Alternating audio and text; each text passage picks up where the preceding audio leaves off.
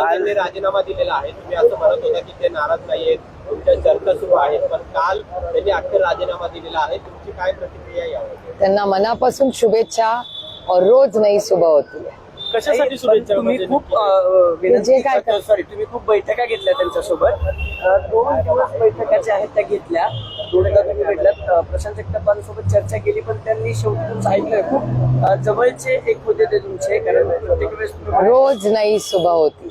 ताई 6 तास चर्चा केली 2 दिवस तुम्ही प्रशांत जगतापांशी, तरी देखील प्रशांत जगतापांनी राजीनामा दिलेला आहे. रोज नेमकी- नई सुबह नेमकी होती त्यांची है. अडचण काय होती ताई? 6 तास ताई, बोलण्यात तुम्हाला काय राजीनामा जाणवलं दिलाय, नेमकं? पक्षाचं नुकसान झालंय असं तुम्हाला वाटत नाही का? कारण त्यांची जी भूमिका होती तुम्ही समजून घेतली, मात्र त्यानंतर काही तोडगा निघाला नाही, म्हणून त्यांना राजीनामा द्यावा लागला. रोज नई सुबह होती है. तर त्यांची अडचण काय होती ताई? 6 तासाच्या चर्चेमध्ये नेमकी त्यांची अडचण काय जाणवली? माझं पोट खूप मोठं आहे. की आम्ही महाविकास आघाडीचे घटक अहो. पक्ष आहोत, मात्र आता दोन्ही राष्ट्रवादी एकत्र लढल्या तर आम्ही वेगळं लढू असं विजय वडेट्टीवारच आम्ही तुम्ही खूप वयाने लहान आहात, तुम्हाला आठवत नसेल, म्हणजे माहिती पण कदाचित नसेल, कारण का तुम्ही खूप यंग रिपोर्टर्स आहात. 18 वर्ष जेव्हा राष्ट्रवादी काँग्रेस आणि काँग्रेस एकत्र करायचे ना, आमचं सरकार होतं, तेव्हा आम्ही कुठलंच इलेक्शन कधीच एकत्र लढलो नाही. आम्ही नेहमीच, कारण का हे इलेक्शन कार्यकर्त्यांचं इलेक्शन आहे. तिथे जर सगळ्या आघाड्या जर अशा होत राहिल्या तर कार्यकर्त्याला तिकीट कधी मिळणार? म्हणून काँग्रेस आणि राष्ट्रवादी काँग्रेस पक्ष 18 वर्ष सत्तेत एकत्र होतं.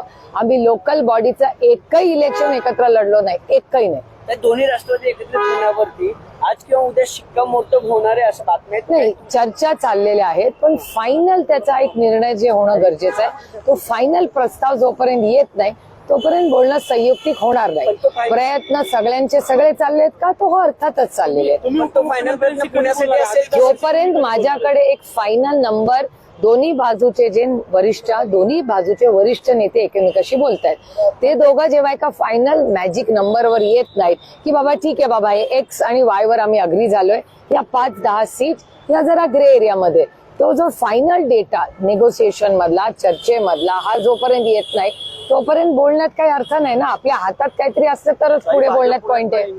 थांबत नाही. अनेक नगरसेवकांचे तुमच्या वारजे परिसराचे बरेच नेते परवा सोडून गेले. कशा प्रकारे सगळं बघताय? कारण महानगरपालिका निवडणुका या नाही बघा, ह्या गोष्टी सत्तेमध्ये झालेल्या आहेत. एक तर दुर्दैव एकाच गोष्टीचं आहे की काँग्रेस मुक्त भारत हा भारतीय जनता पक्षाला करायचा होता. आज भारतीय जनता पक्षात सगळ्यात जास्त काँग्रेस आणि राष्ट्रवादीचे लोक आहेत, आणि काँग्रेस आणि राष्ट्रवादी नको म्हणून भारतीय जनता पक्षाला खरं तर सत्ता दिली. पण आज तेच लोक जर तिथे येणार असतील तर मग नवीन टॅलेंट आमच्याकडे. लॉजिकली बघा ना, रिजेक्ट कुणाला केलं?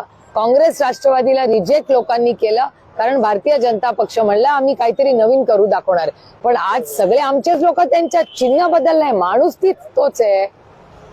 म्हणजे जे काँग्रेसच्या विरोधात रान भारतीय जनता पक्षाने पेटवलं, तर त्या रानातले सगळे लोक आज बीजेपीतच आहेत.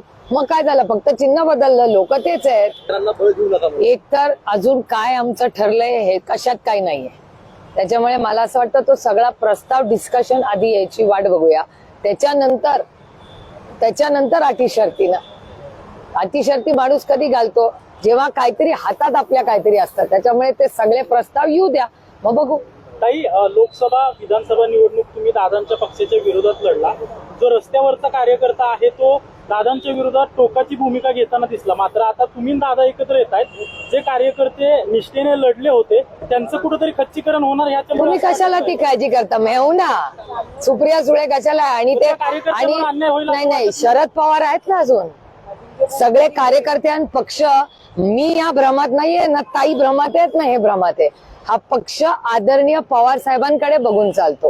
त्याच्यामुळे माझी सगळ्या मीडियावाल्यांना विनम्र विनंती आहे की चिंता तुम्ही करू नका. तुमचं चॅनल कसं चालतं ह्याची काळजी करा. आमचे कार्यकर्त्यांचं बघायला आम्ही सक्षम आहोत आणि टायगर अभी जिंदा आहे.